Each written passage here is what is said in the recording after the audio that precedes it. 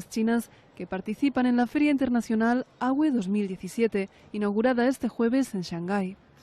Robots que controlen nuestra dieta, neveras que nos digan qué productos van a caducar y encarguen en la tienda los que se van a agotar, lavadoras que se programen según el tejido de la ropa que vamos a lavar o aplicaciones que nos sugieran recetas de cocina según nuestro estado de salud. Estas son varias de las funcionalidades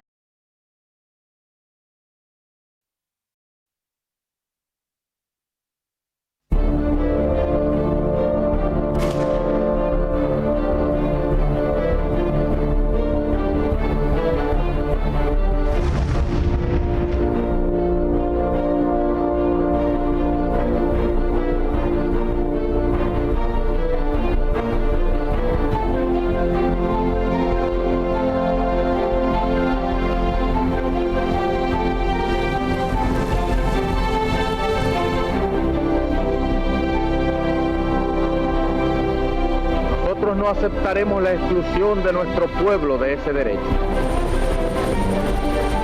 Mr. Gorbachev, tear down this wall.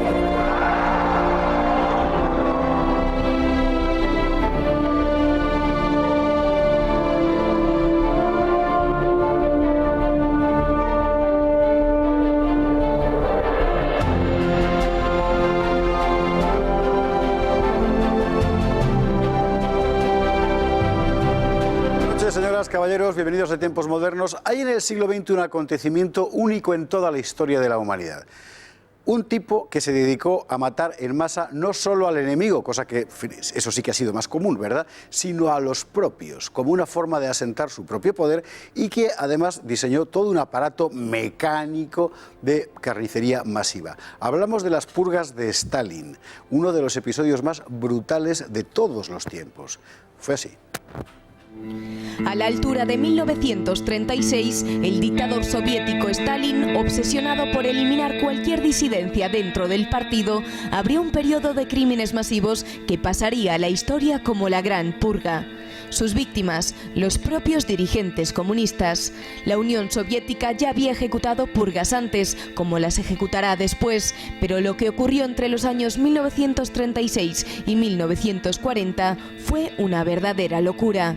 Estamos hablando de unos 700.000 asesinatos, otros tantos condenados a penas de prisión y campos de trabajo donde muchos de ellos morían, y cerca de 25.000 exiliados, y todo eso en poco más de 3 años. ¿Qué se proponía Stalin? Básicamente, borrar cualquier huella de la estructura de poder anterior a él.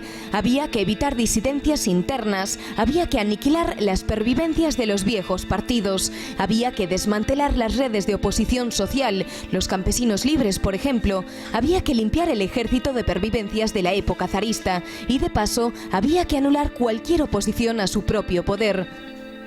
La Checa, la NKVD, la policía política del régimen, se puso a trabajar bajo el mando de Yagoda. Se organizaron 3 juicios sucesivos, presididos por el fiscal Vyshinsky. Por allí pasaron los principales nombres del partido: Kamenev, Bukharin, Zinoviev, todos acusados de traición. Sometidos a crueles torturas, confesaron. Solo un dato: de todos los delegados del Partido Comunista en 1934, cerca del 60% fueron arrestados y ejecutados. Los propios responsables de la Checa, Yagoda primero y Yezhov después, terminaron víctimas de la histeria stalinista. Un nuevo represor, Beria, hará el trabajo.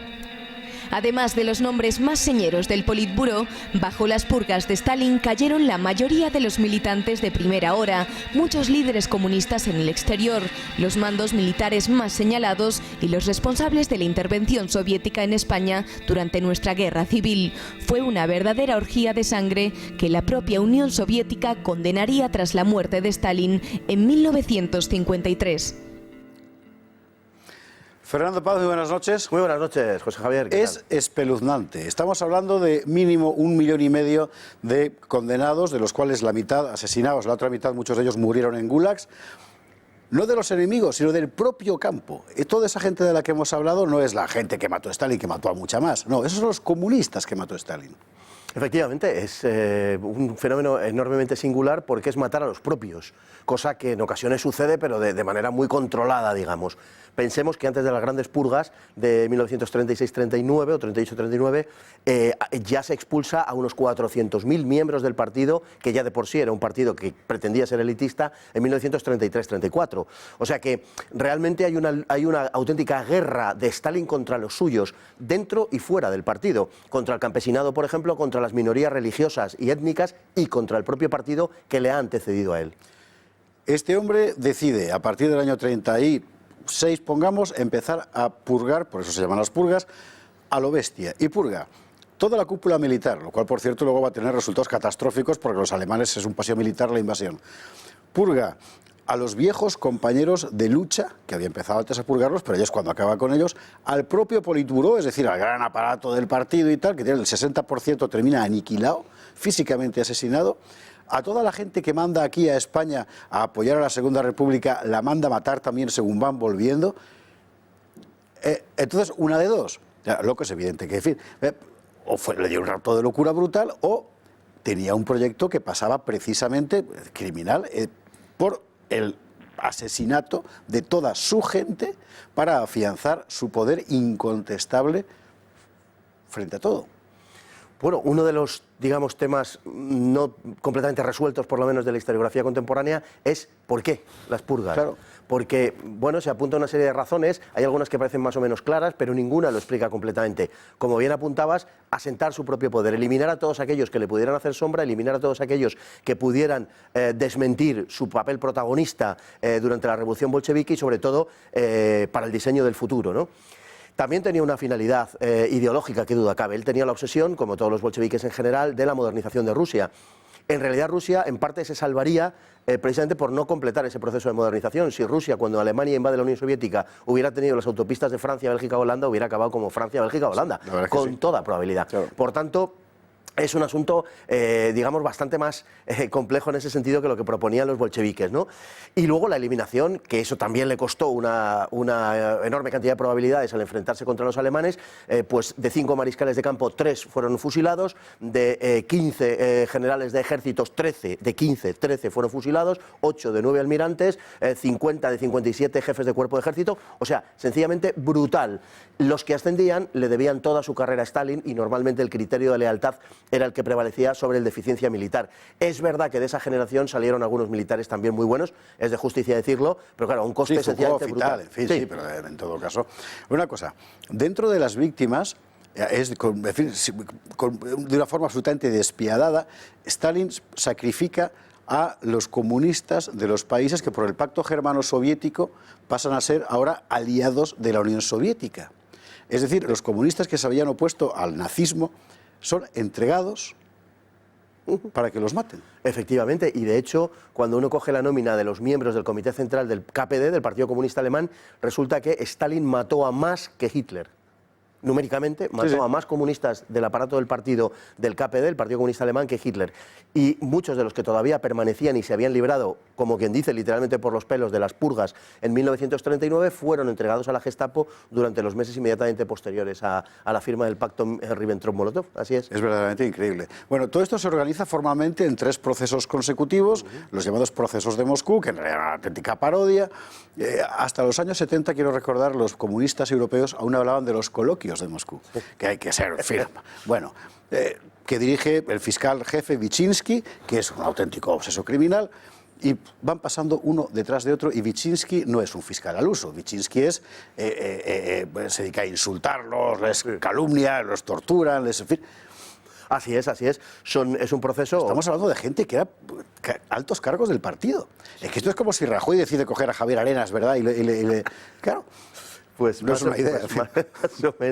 Más o menos, sí, son 3 grandes procesos. El primero, que empieza en agosto del 36, que liquida lo que se llamó en la jerga bolchevique el centro de espionaje trotskista zinovievista, que también acaba con Kamenev, con la cúpula del partido en Moscú.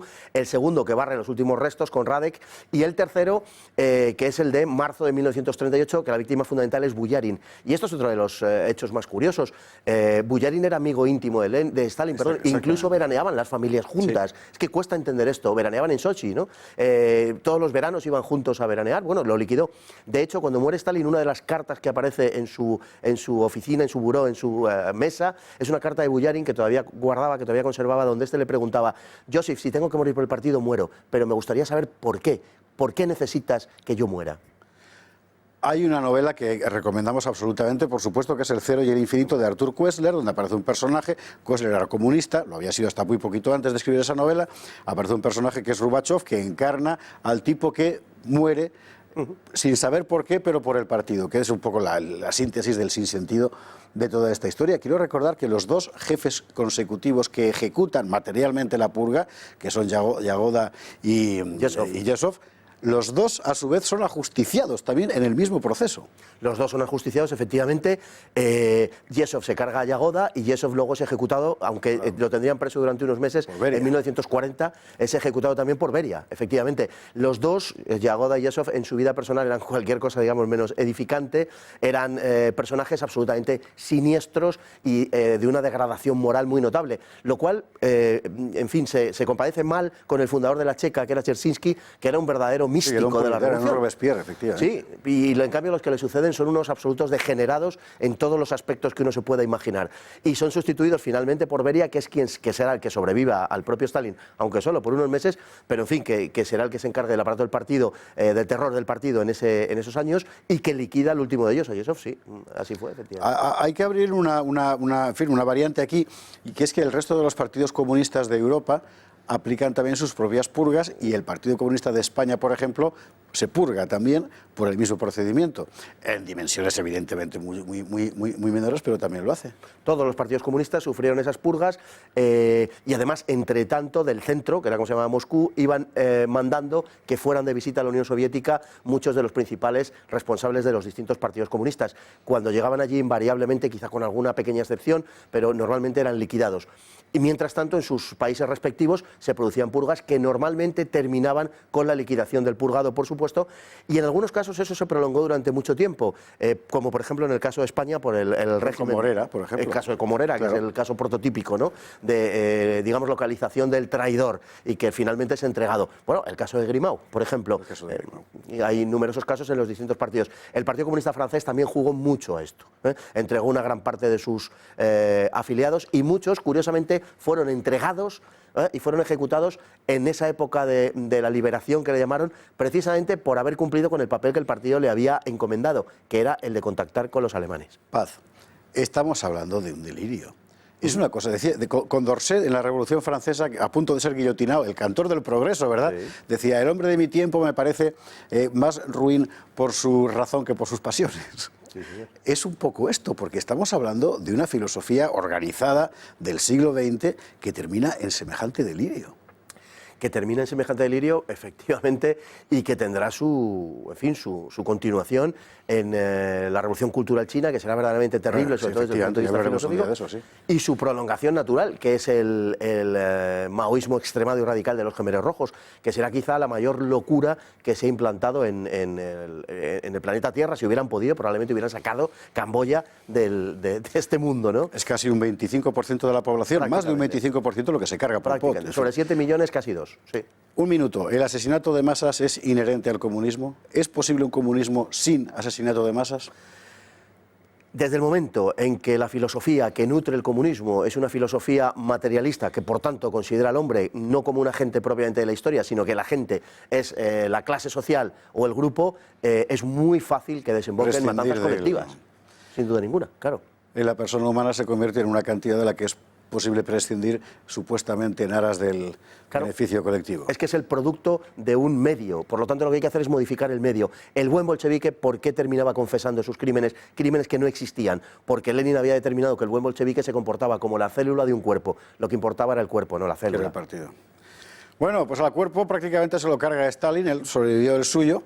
Pero, insisto, es un acontecimiento único en la historia. Nunca había pasado, un poquito en la Revolución Francesa, pero menos hasta ese momento. Las purgas de Stalin, que dieron la medida de lo que significaba realmente el socialismo real, el comunismo soviético. Fernando Paz, muchísimas gracias. Hasta la próxima vez. Un placer. Y a ustedes les espero mañana aquí en Tiempos Modernos. Muchas gracias.